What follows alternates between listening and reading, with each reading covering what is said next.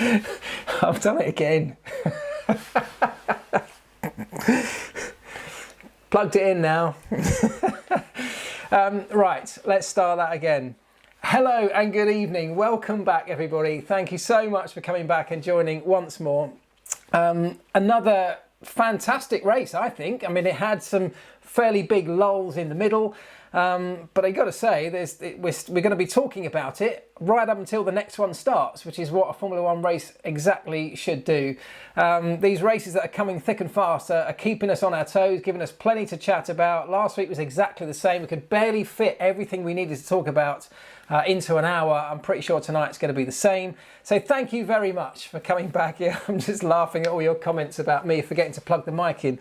I know it seems like it should be the very first thing that happens, but what happens is I set it all up, I check it all, I then unplug it, I run out and I go to the loo, or I say something to Mrs. P, or I get a drink or whatever.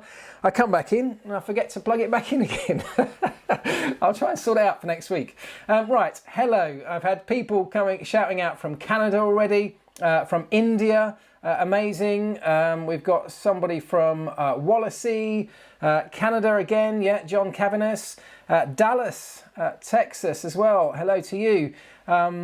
Bexley Heath over in Kent, not far from where I grew up, hello to you. Sam Buttle, India again, Germany, people all over the world, so thank you so much for joining in. Nigeria as well.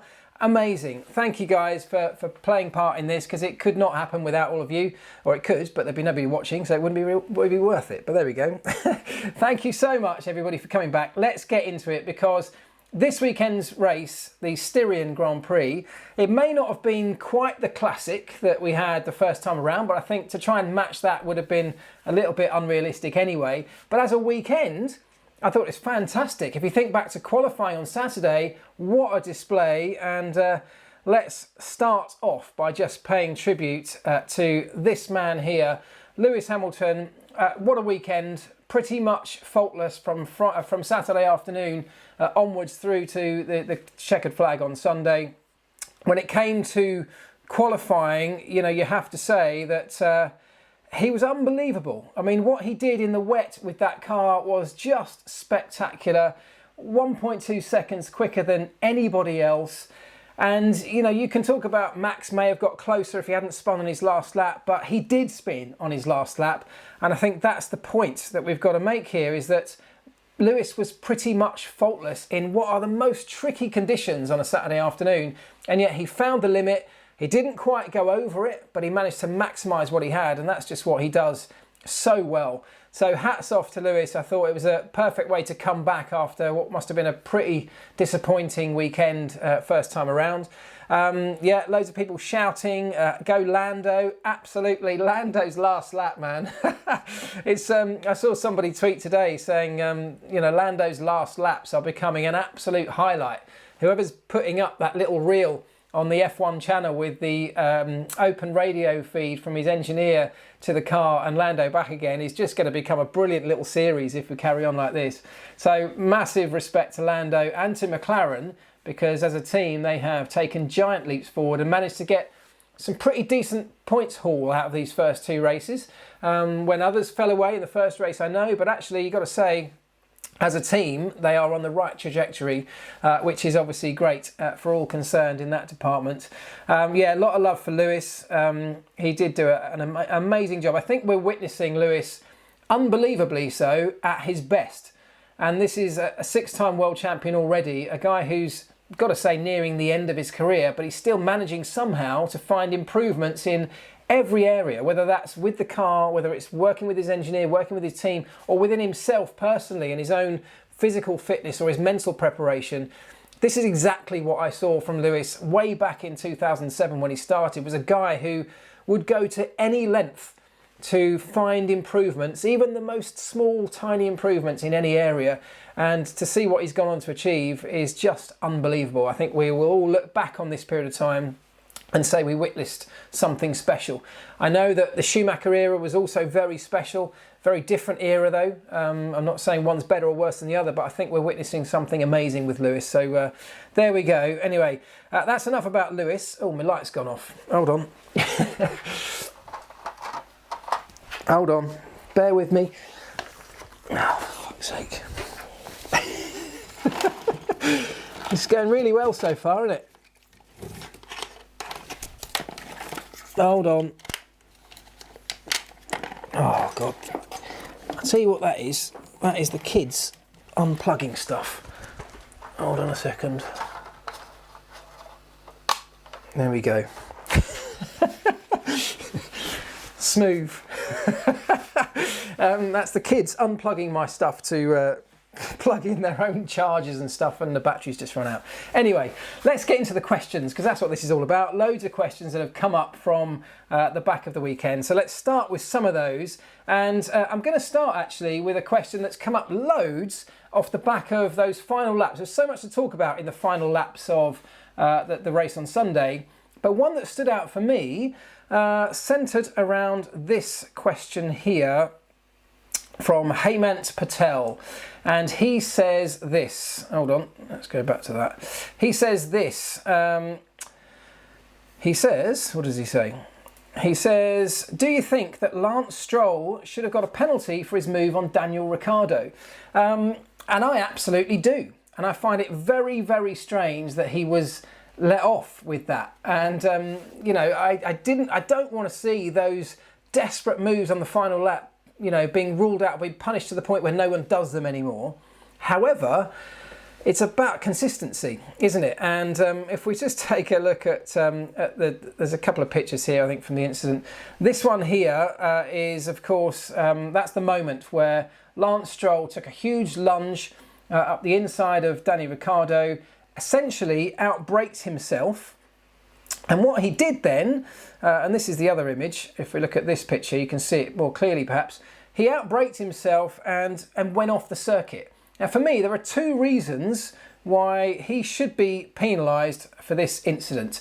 One is for forcing another driver off the circuit, because the only way Daniel Ricciardo was able to avoid the collision was by turning out of that and running off the circuit himself. So surely he's been forced off the circuit in that instance.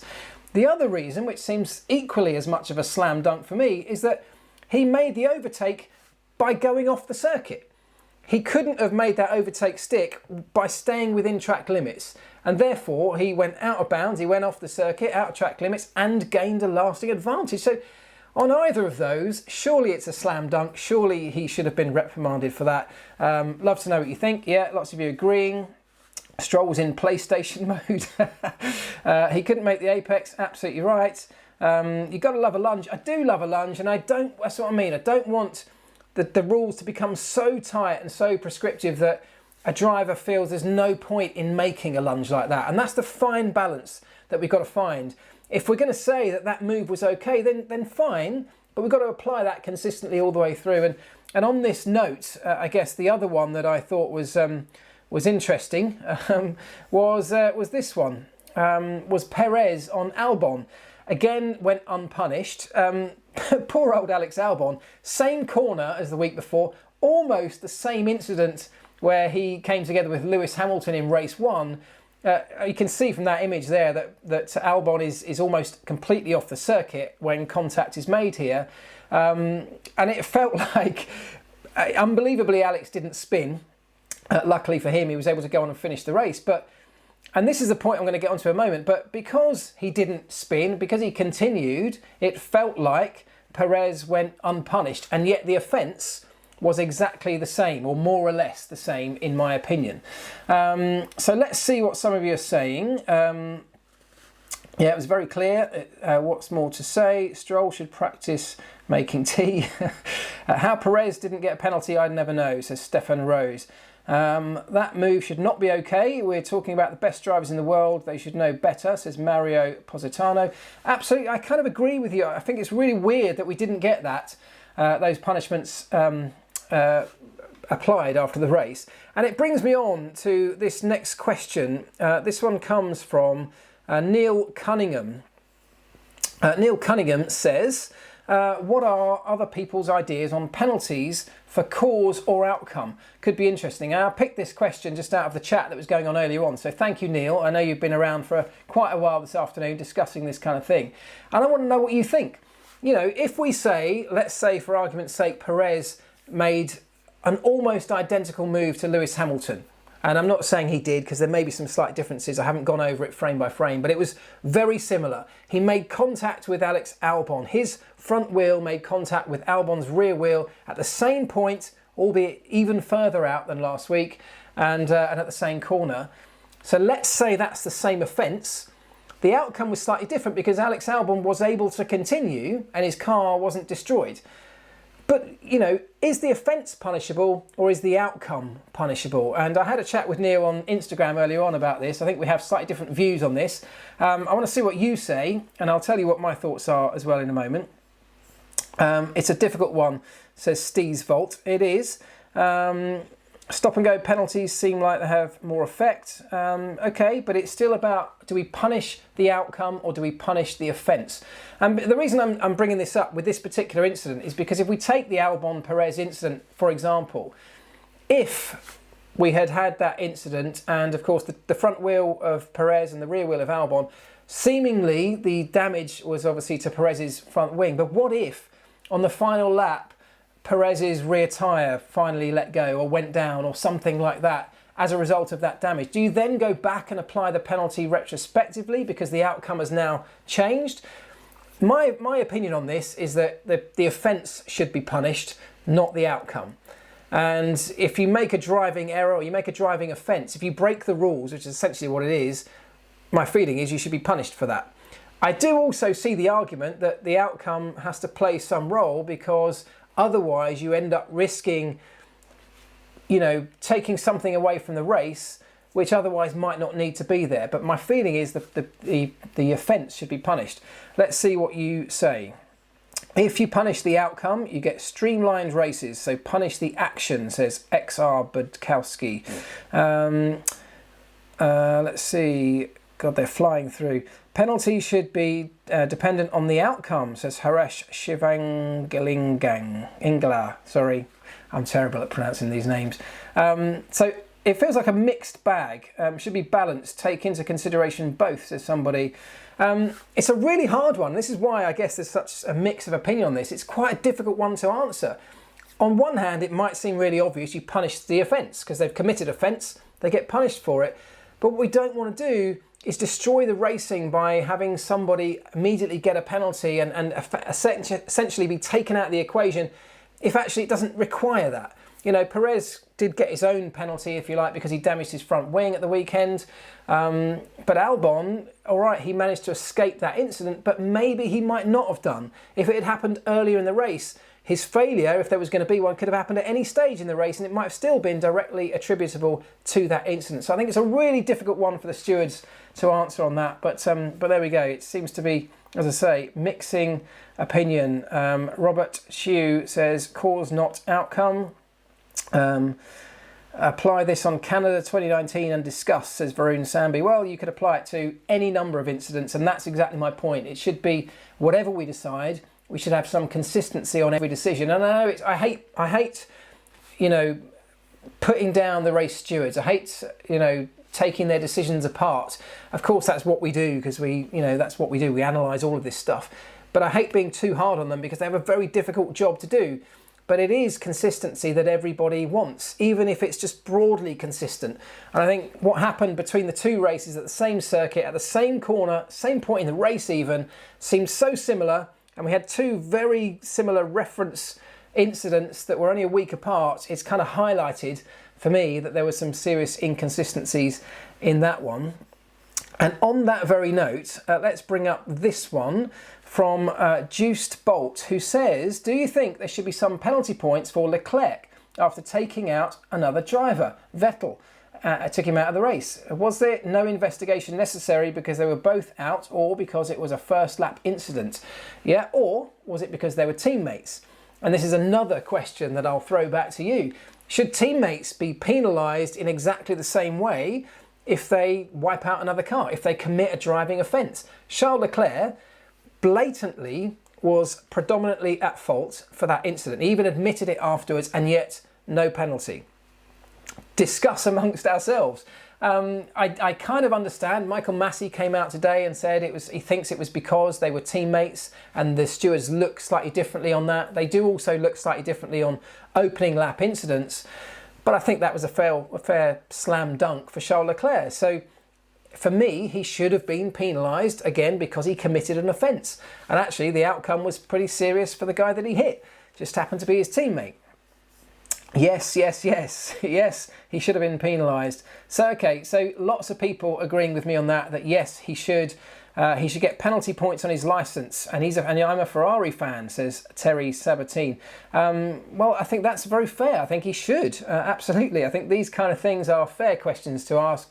And that's why this weekend I was slightly surprised at some of the stewarding decisions, given that we were at the same circuit just a few days earlier, and it really highlighted some of those. So that's my thoughts on racing stewarding incidents like that one. However, there was another penalty, wasn't there, that we saw at the weekend. Let me just see what this next question is, because I can't remember. Oh yeah, Jay. Here we go. On tonight's protest, is there a chance of Mercedes getting in trouble as well as tracing points, and to what degree? Let's talk about the protest, the post-race protest from Renault against Racing Point. You may have seen I did a video earlier today. I'm sure many of you have seen it. If you haven't, feel free to go and check it out afterwards. But I've detailed in that video why the penalty, why the protest came about, how it came about, and potentially what might lie behind it. And in very brief form, the reason it came about was because Renault need clarification, and not just Renault in fact, but lots of teams need clarification on the rules. A little bit like with the DAS system, you know, is this allowed? Are we saying that it's okay to take directly copy to such detail design from another team? Is that okay, and is it going to be allowed in Formula One going forward? That's why these protests happen. It's not just sour grapes, and that was exactly the same with Red Bull and the DAS protest. It's not about just trying to get at a competitor. It's a fairly standard process to gain clarification on a rule like that. So that's why that's happened. It happened yesterday because if Renault had done it in the first race, they wouldn't have gained much by having Racing Point disqualified from the results because they finished behind them anyway. I know that's pretty sceptical, but that's how it works. It's pretty standard as well. Teams always will do that. They will time their protest to get the maximum benefit for them out of it, like that they have in this situation. Let's look at what the protest is, because of course the protest centred around brake ducts in this particular incident, and I've got a picture I'll show you in a moment. They've chosen to protest the brake ducts partly because they can't protest the entire car, because they'd have to go through in detailed fashion with every single component, bringing up evidence to present to the FIA. So they can't, that's impractical, they can't do that. The other reason really, or the other outcome of this, is that if they protest the brake ducts, and let's just say the FIA fall on the side of Renault and say, right, those brake ducts, they're illegal because they're a too direct a copy, the IP belongs to Mercedes, it's Mercedes design.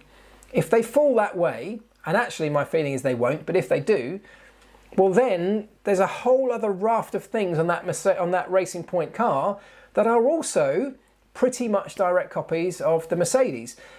So either at that point, Racing Point have a very difficult challenge on their hands, because what do?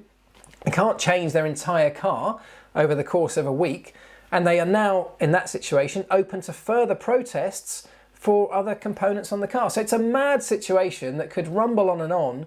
As I say, my feeling is it will fall on the side of Racing Point because the FIA have been across this right from the start, but actually that doesn't always matter. It's not always. The FIA have given their opinion during the design process. They haven't said it's legal. They haven't declared it legal. They haven't cleared it. It's nothing like that. They gave an opinion when asked during the design phase, and it will now be up to the race stewards from the Styrian Grand Prix to decide whether it's legal, having seen a whole bunch of evidence. And that evidence will be the brake ducts from the Racing Point, the brake ducts from last year's Mercedes that they've requested, any evidence that Renault decide they want to submit, and who knows what else that could be, we don't yet know, and anything else that they can request from either Mercedes or Racing Point, drawings, designs, and literally anything else they want. They can get technical experts to look at this. So it's a really complex, really kind of very F1 type protest. I don't think we're going to get an answer in a couple of days. I think this might rumble on for longer.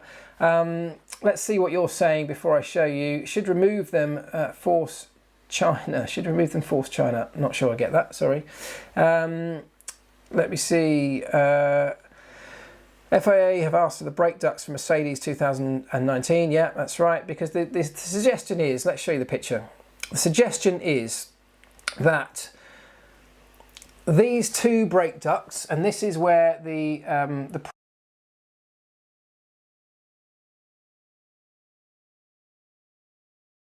racing point brake duct is essentially the design, the same design as the Mercedes brake duct on the right hand side from last year. Now, it's more complicated than that, because the regulations in the sporting regs, the relevant line in the sporting regs says that because brake ducts are a listed part, i.e. you have to design it yourself, it says that brake ducts must be either designed and manufactured yourself or outsourced to a third party, which you can do, but that third party cannot be another competitor in Formula One, i.e. you can't buy a brake duct from another team, from Mercedes. Now I know, I'll show you the picture again, they are not identical. You can see from that picture they're not identical. There are some differences. But actually it's going to be way bigger than that. It's going to be about what happens inside. It's going to be what the vanes do, what the ducting inside that shroud does. It's going to be how they arrived at that design. You know, how similar in concept is it? How similar in measurement is it?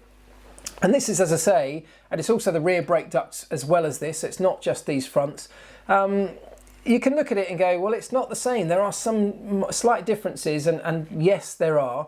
But there are also, and I haven't got any other pictures, but there are also some variations in what Mercedes ran last year. So that particular picture you just saw there is not the definitive brake duct for the entire season. There may be a number of variants over the course of last year that they brought to the racetrack, and it could be any one of those that actually looks like it matches identically maybe to this year's Racing Point car. Incidentally, Racing Point last year, within the rules, were allowed to buy the Mercedes brake ducts. And so they would have had a set of those because they bought them from Mercedes. This year the rule's been changed and they're no longer allowed to buy that because brake ducts have been added to the listed parts. So that's why there's been a change in that regard. Let's see what some of you guys are saying. Fun game to find the differences. Yeah, they are very similar. That's absolutely true. There you go. I'll let you have another look while I read some of your comments. It doesn't need to be 100% the same to be an infringement. Absolutely. So I quoted in the video earlier somebody saying it has to differ by 30%. That 30% is a kind of figure that came from a precedent, the only precedent that was set in this regard way back in 1978. Now that was when Shadow and Arrows had a very similar dispute in that they alleged that the designs were copied. Now in that incident, it went to a UK court of law to decide who owned the intellectual property rights. And that UK court of law decided that the design was at least 70% the same as the original design that they were allegedly copying from. And therefore, the IP belonged to the original design team. That's the only precedent. And in that regard, they lost their appeal. That was deemed that that car was a copy and therefore was no longer legal. That's the only precedent we've got. Now that is UK law. At the moment, what will happen is the stewards will look at the evidence, the race stewards. UK law doesn't govern Formula One's decision making. The stewards have that right to make those decisions about the sporting regs or technical regs. But what I can see happening potentially is if the stewards decide that, yeah, it's fine, this is okay, you know, we've seen the drawings, we know that it's different, it's all fine. What could potentially happen is Renault could go into appeal and use as new evidence, and they may be doing this already, we don't know, use as new evidence that precedent set in UK law that talks about IP and who owns the IP of a component that might be 70% or more the same as the original. Hugely complicated. I'm no law expert, so don't quote me on any of this, but that's my reading of the situation, the first thing that will happen is the race stewards from Austria will take a look at all the evidence presented and they will make their own ruling. That's the first thing. Whether that's accepted or not by either party, we'll have to wait and see. Let me see what you're saying here then. Saw the brake duct without the cover on and it seems quite spot on, which is crazy because the internals is a hard thing to replicate with just photos, says Stephen. Well, this will be another part of the argument. What's underneath that that shroud? Is it the same underneath? And don't forget, as I said, Racing Point had access to what was on last year's Mercedes around the brakes because they were quite capable and legally able to buy those components from the team. So it's not that they needed photos necessarily to see these things. They had them in their possession and were able to take drawings and measurements from them. There are also some very clever systems like photogrammetry that can take a photograph of something and take measurements from that to scale it up to a drawing, or 3D scanning.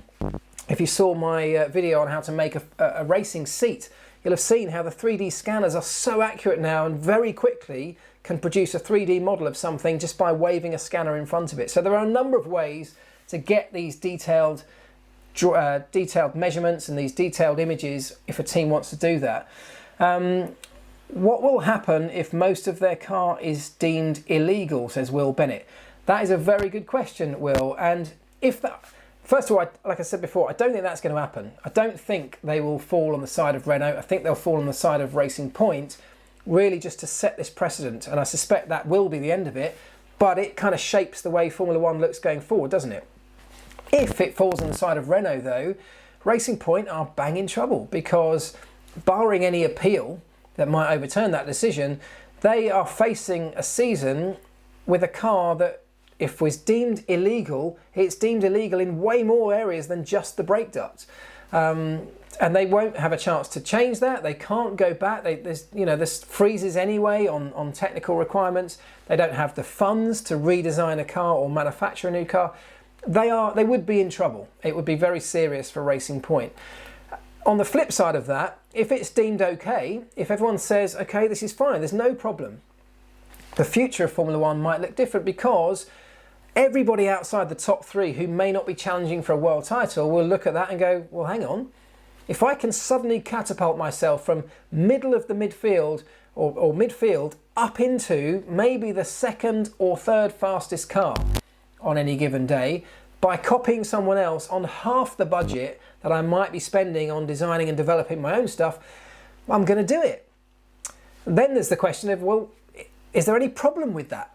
Is there a problem with ending up with the midfield or everyone back from P3 or the third fastest team having a very similar car?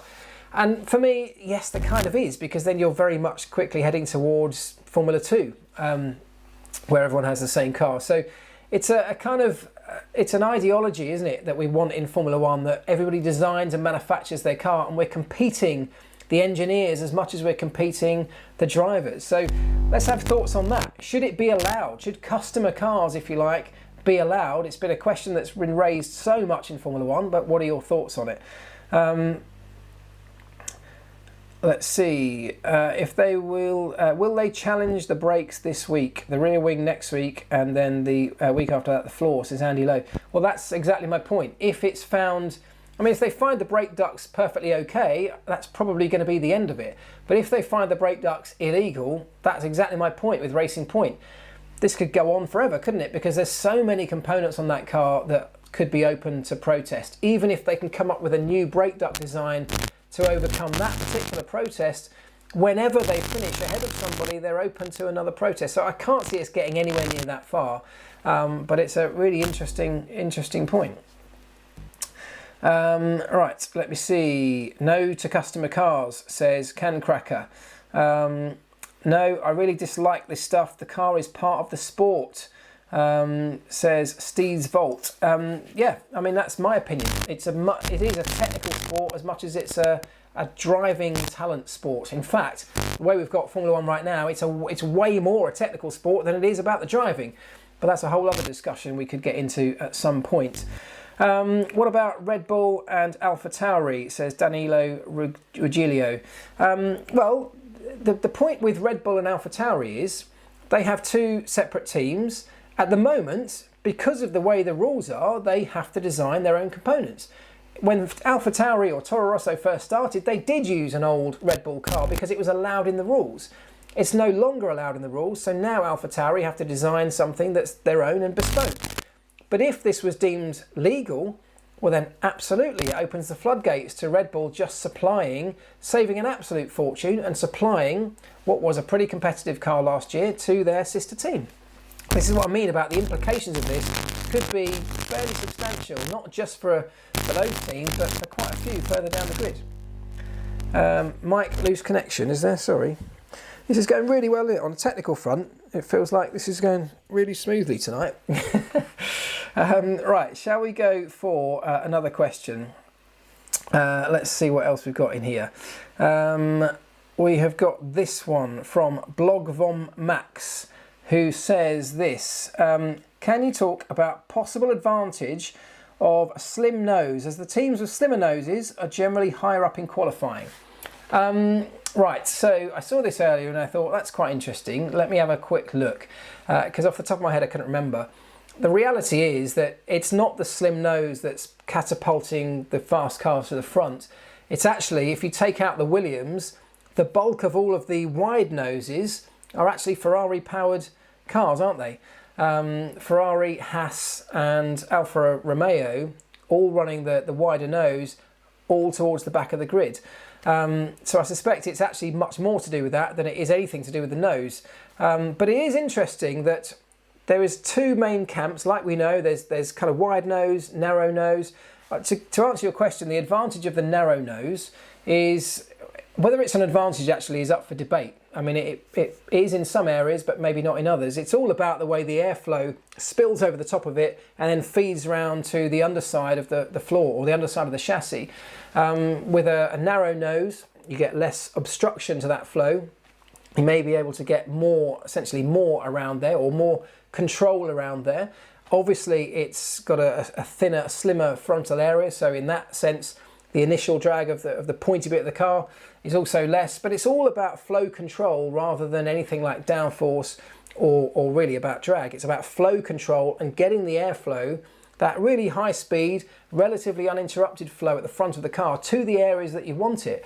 And teams have different ways of doing that. The wider nose offers a bigger channel between the front wing mounts to drive airflow through the underside, and they try and use that almost as a giant scoop to push airflow through into the underside of the floor. So it's just a slightly different way of doing it. One philosophy pushes flow straight under the nose. The other is much more centered around spilling it over the top of that thinner nose cone and then catching it or guiding it to the underside of the chassis. So two different philosophies. Whether one's outright better than the other, I don't think it is. Of course, it all depends on the rest of your car design too. But I think in answer to your question, there are more forces at play than just the nose in deciding how the grid is split up right now. Danny Rick has a big nose. So rude. Let's see. AlphaTauri pretty slow too. Yes, they were, absolutely. That is true. AlphaTauri, and on that question, why were they so slow? I think from memory, they were the only team to use the hard tyre in the race on Sunday, which was clearly with hindsight, was the wrong move in those conditions. Whilst everybody used it the first week, the temperatures were a little bit lower, and that particular tyre needs higher temperatures to be able to operate at its optimum. And I think the AlphaTauri, using the harder tyre, just struggled to get that switched on, to get it working, to get it in its right temperature window, and therefore their pace just disappeared off out the window. So I think that was a big part of what happened to them at the weekend. What do you think will Ferrari be? Do you think the Ferrari will be lapped in Hungary? That's an interesting one. I mean, yes, I almost certainly think it will be lapped. I think it would have been lapped in Austria if it had carried on going. But yes, Hungary is a race that, or a circuit. It's very high speed. It's not a particularly long lap. I don't think it's going to suit their car. I mean, in all honesty, I can't think of a circuit that is going to suit their car necessarily as it stands right now. Ferrari are in trouble because they can't develop their way out of this. They're a team that has almost endless resources right now, and yet with the development freeze, which they agreed to, they can't develop their way out of it. They are stuck. And not only are they stuck for this year, they're also stuck for next year, because they only get one token on the power unit to develop this year and one token on the power unit to develop next year. Similarly, on the technical side of the car, outside of the aerodynamic surfaces, same kind of restriction in place. So they are in trouble right up until we get to 2022, in my opinion, because the deficit is so big. I can't see a little flick up or a flap or something coming in an aero sense that's going to catapult them forward through the field. It's clearly power unit related, because everybody with a Ferrari power unit is suffering and struggling, but I just can't see how they're going to find their way to the top. Here we go. Let me see who we got there. Oh, WTF1. Hope you're well, Marc. I am. Thank you very much for joining. Can anyone beat Mercedes this year? Says Steve on YouTube. No, I'm going to say it. No, I don't think they can. I think they are just too quick. What we saw on Sunday this week was Mercedes running at, half pace. They had so much left in the tank. You don't see the races like we used to in the past, where teams will disappear up the road and they'll be a minute ahead or 30 seconds in the lead.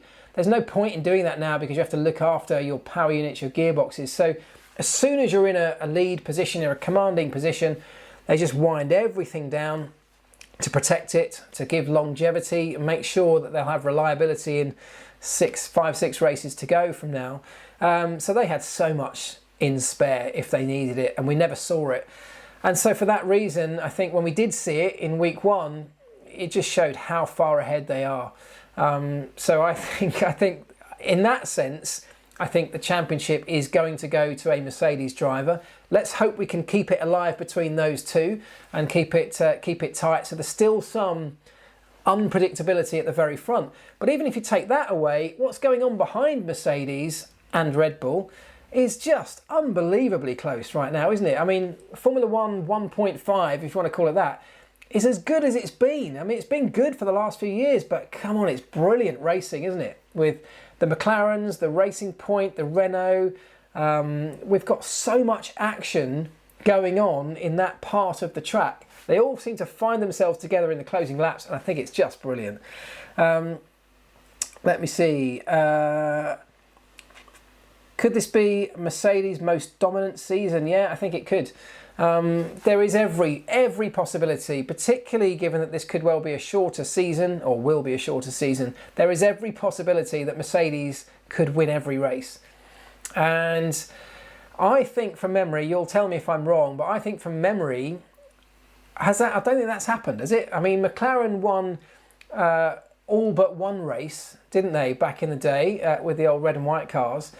I don't think anyone's won every single race, so this could be yet another record that Mercedes set, because I just can't see anybody being able to match them right now, which depressing if you're a competitor, unbelievably impressive if you can appreciate what they're achieving right now. It's been amazing. What Mercedes, you've got to take your hat off to Mercedes. They have, over the last few years, they have shown us how Formula 1 should be done, and I think that's got to have maximum respect. Anders, when are you coming on the Tomo F1 podcast? I don't know. Have you invited me? Maybe you have. If you have, I apologise. Give us a shout, and I'll speak to you about that. Let me see. We've got. Do you think Tesla could one day enter F1? No, I don't. Actually, just quickly on that. Lots of people ask me why haven't Tesla entered Formula E, which would make more sense, I guess, right now. And the main reason is that Tesla are seen by the whole world as being the best, by far the best electric vehicle manufacturer. Hands down. I think you'll find anybody that says they're not. So if they enter motorsport, spend an absolute fortune to compete in a motorsport sense, well, if they win, they're still the best manufacturer of electric vehicles. But if they don't win, maybe they're not, or maybe there's doubt in people's minds. So it makes absolutely no sense. They don't need to. It makes no sense for them to do that. I think that will continue for some time. On that note, have you seen my Porsche EV vehicle, EV video? That was great. A lot of fun to make last week. Go and check that out. Great car, by the way. Right, let's get on to another question. I'm definitely rambling now. Here we go. This one comes from Chimp, who says, what's the difference between scenario 7 and 8 and the overtake button? Great question. You must have all seen Lando's last lap. I touched on it earlier on. Open radio channel to the engineer, talking him through the final lap of what to do, which settings to use, how much of his power unit to really push to try and, first of all, get himself up into, get past Stroll, and then get past Sergio Perez, of course, on the dying moments. It was brilliant, brilliant to watch. Scenario 7 and 8, so the engineer was saying, right, go to scenario 7, go to scenario 8, and then at various points he was saying, right, use overtake button for 5 seconds. We touched on this a bit last week, but the scenario 7 and 8 is the main switch position on your steering wheel, which sets the usage mode of your power unit combined, so combined engine, electric motors and everything.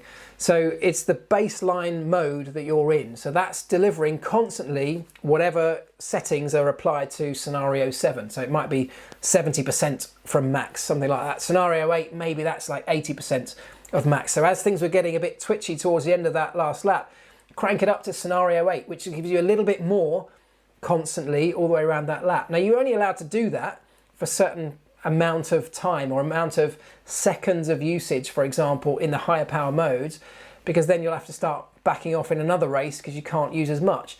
The overtake button gives you everything. That is the party mode button that gives you absolutely everything in a short burst whilst you're on the button. So whilst he was in scenario 7 or scenario 8, the engineer is then saying, right, use the overtake button out of this corner for 5 seconds to give a maximum boost of everything, just to try and catch and get past those 2 pink cars, which of course he did. It was brilliant, as I say, to watch. I loved it. And that last lap that F1 put onto their social feeds is just great with the radio footage. It really gives you an insight into what it's like on that team radio channel. Interestingly though, because we've seen that so much for the first 2 races, Lando now clearly has used quite a lot of his overtake button, of his maximum power mode with that particular PU, power unit, which means that at some other races he may well be compromised. If we get towards the end of that power unit's life, he then may not have as much of that overtake button left. Now, you know, he may get a DNF, or he may get a quiet race where he can turn everything down and sort of bank a bit more usage at some point in the race. But at the moment, he is ramping through those max power modes. I'm glad he is, though, because it's putting on a great show for us. Let's see. Listen to these details. Elvis is the man. Thank you, Flying Tiger. Do you think that Sebastian will be at Ferrari by the end of the season? Good question. Somebody else asked that, and in fact, it might even be in here. Let's see. Is it in here? It was. Look at that. David asked the very same question. He says, do you think Vettel will make it to the end of the season with Ferrari? Interesting. I don't like bashing Sebastian Vettel. I do think it's you know, it's become a bit of a hobby, but he keeps making too many mistakes, if we're really honest. Doesn't he? And unfortunately, whilst we're analysing races, he makes too many mistakes. I mean, actually, this particular weekend, as you can see from that image, and I think we all know any...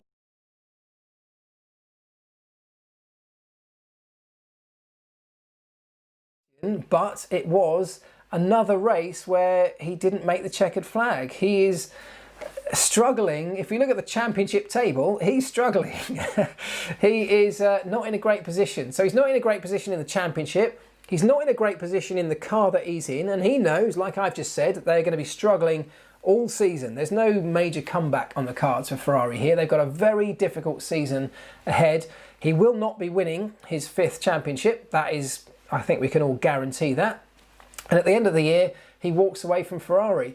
I don't think Sebastian will walk away, unless something blows up in their relationship, but I don't think he's that kind of guy. I think he's a very respectful character most of the time. I think he holds his head high when he walks through the paddock, and I think he wants to walk out at the end of the season with his head held high too. So I don't think he will walk away.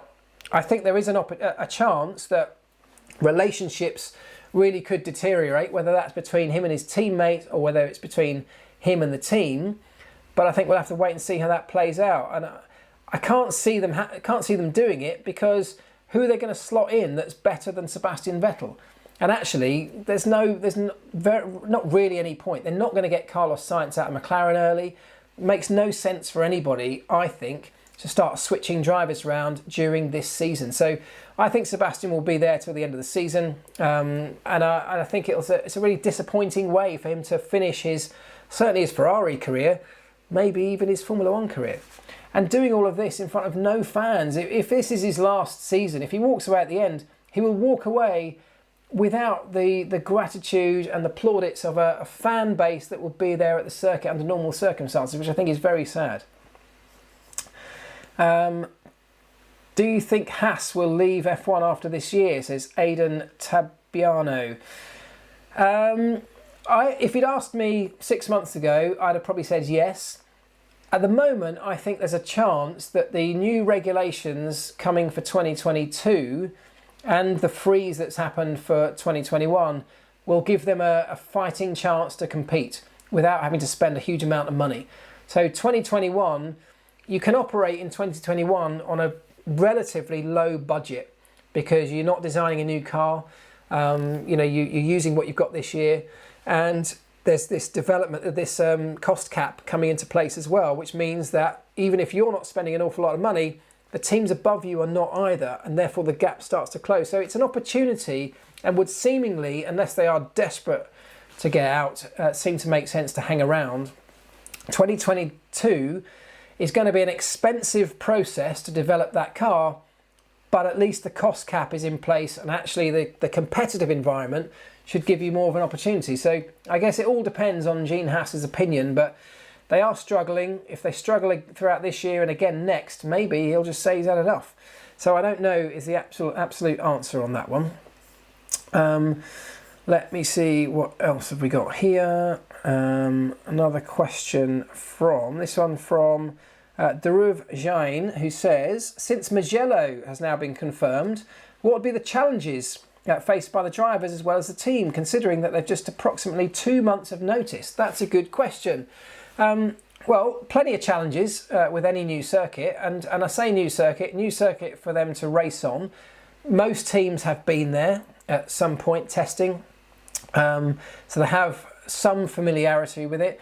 There are already models for the simulators, so it's not like they've all got to go and scan the circuit. They will all go and scan the circuit, but there's already a digital model of that track that they will have for their simulator, so they can get going.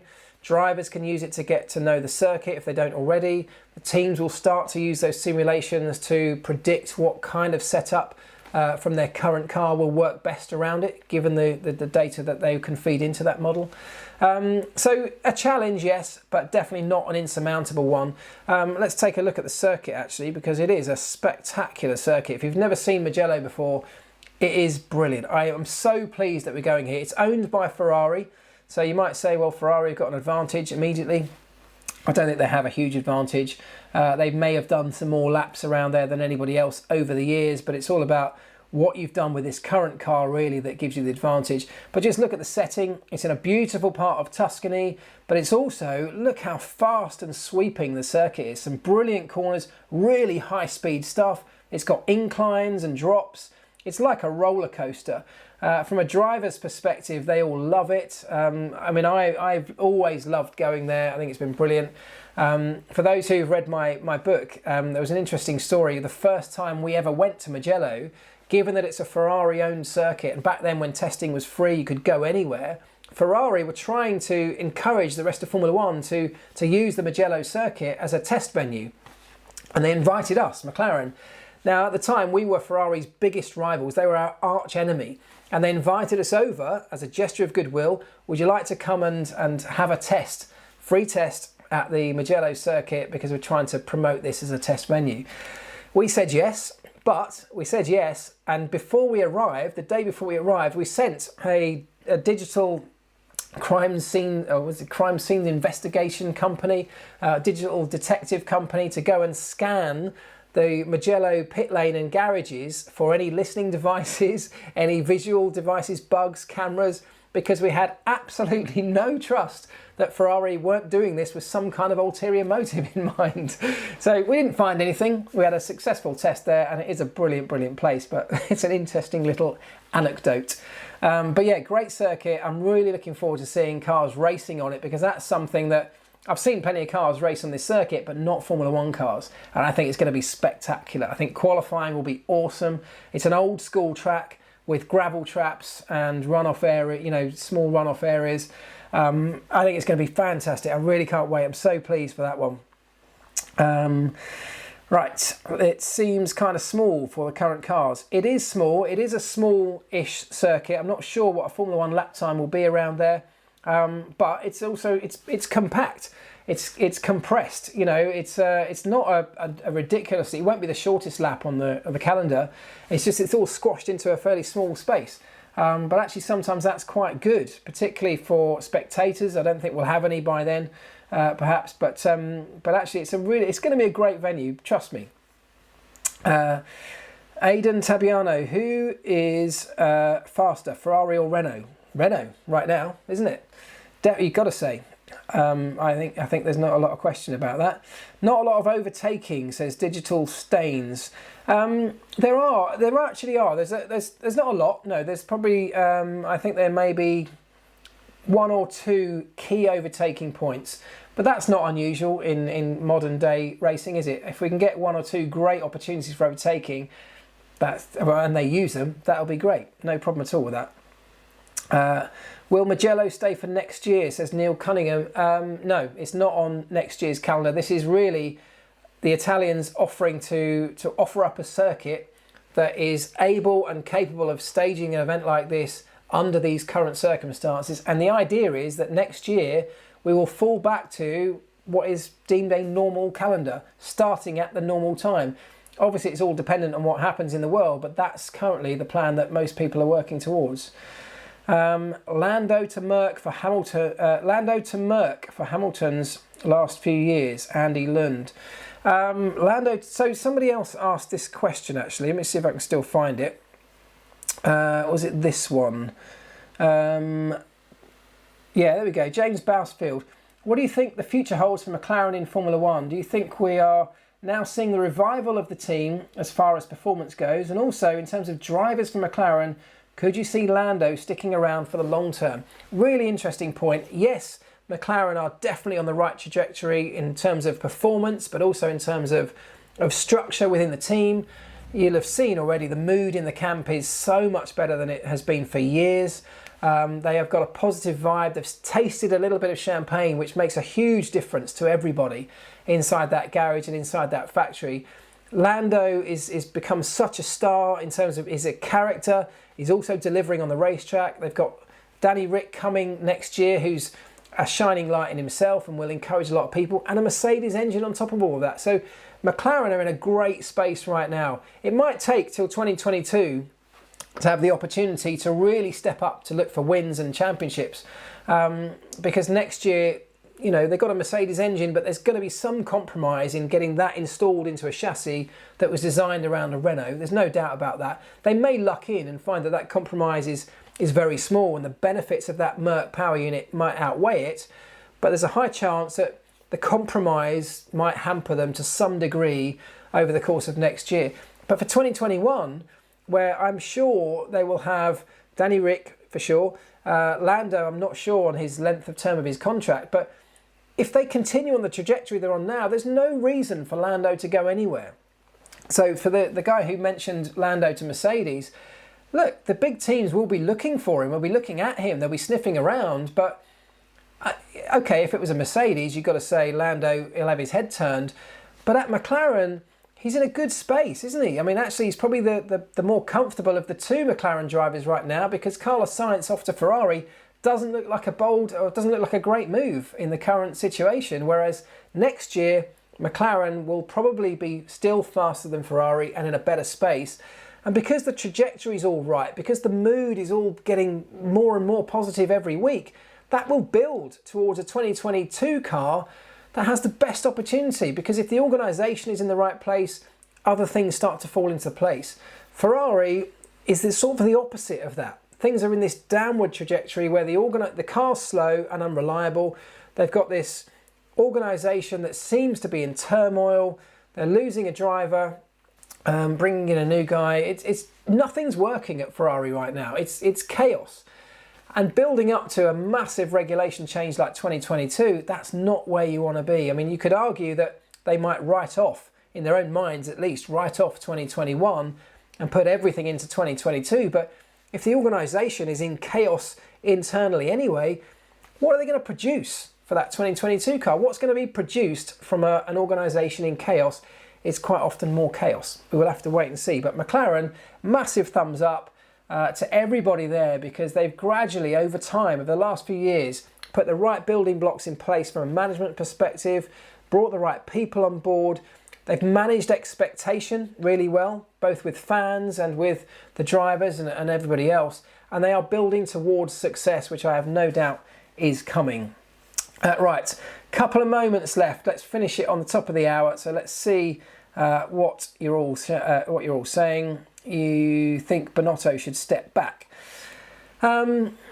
I don't know enough to criticise Binotto. Yes, he's at the top of the tree at Ferrari, and quite often when things are going this badly for such a sustained period of time, it's the guy at the top that takes the fall, and quite often rightly so. He's not been there for a huge amount of time, but he's been there long enough to start making changes, and what we're seeing right now is that the only changes that are happening at Ferrari are going the wrong way. They cancelled their press conference on Sunday evening, their scheduled press conference. These are all signs that they are in a mess. You know, the communication has been terrible with the Sebastian Vettel, picking up of his contract. Disaster. And that all comes from Binotto, or comes under Binotto. So I'd be amazed if he keeps his role for too much longer. But who are you going to step in? It's no good just putting another guy in who's at the top of this chaotic tree. You've got to build from the very bottom and start working your way out of trouble, rather than just looking for somebody that's going to come in and be the magic golden bullet to fix things. So it's a really difficult situation that I can't see being a quick fix at Ferrari. Williams, how long until it starts to damage Russell's future? That's a good point. Talk today that Bottas has agreed in principle a new deal at Mercedes for 2021. So there was some talk that perhaps Mercedes might look to George Russell to slot in alongside Lewis, learn the ropes and be there to take over when Lewis steps away. But it now looks like Bottas is highly likely to remain for another season at Mercedes. I mean, I think you can't really argue too much with that decision. Bottas has done very, very well. But it does put George Russell in a slightly difficult situation. Williams are not going to catapult themselves to the front. He's a driver that clearly has a load of talent, and he needs to get some opportunities to start showing that at some point. It looks like the racing point seats, which would be the other one on the Mercedes progression ladder, if you like, are locked up for the future. So I can't see a way out for George Russell, which is very, very sad. He'll continue, he'll keep his head down, he's just got to keep doing what he's doing, and maybe that opportunity will come along. We haven't got Lewis Hamilton signed up for 2021 yet, so let's wait and see what happens there. But I do think it's a difficult situation for him. I'd love to see him get the break that he so deserves, because we've seen some great stuff from George over the first 2 rounds of this particular season. Right, last one, and then we'll leave it. Let me see what you got here. Oh, hang on, I've got one more that I picked earlier. Sorry, let me use this one here. With all the movement on aero pieces when a car passes over the curbs and bumps, how much does this affect the aero performance, and is it emulated in the wind tunnel or CFD testing? From Ben Slater. Thank you. I'll answer it quickly because it's 10 o'clock. The answer is yes. When you see all these things flapping around on the racetrack over curbs, they do emulate that in the wind tunnel, but only in a basic sense. Of course, all of those are very different and unique sets of vibrations and frequencies going through those at different times. They do test it, partly for just its integrity, to make sure it's not going to break, so from a structural sense. But they do also test how the air flows over these things in those kind of environments, those kind of situations. But it's a very minor test. It's not something they're designed around. It's a very small part of the lap, of course. It's normally a part of the lap where we're not massively loading the aero surfaces, i.e. through the corners. and therefore it's not a major influence on design. But yes, it does get looked at, it does get tested, it does get evaluated. Right, it is 10 o'clock. Thank you so much, guys. I really appreciate it. I'm sorry for all of the technical hiccups at the beginning, but come on, you've got used to that by now. This is what you come to expect, isn't it? I really appreciate all of you joining again, loads of you tonight, so thank you very much. We'll do it again every single Monday, and I'll be back over the next couple of days previewing the Hungarian Grand Prix, which looks to be very interesting as well. Thank you. I'll see you soon.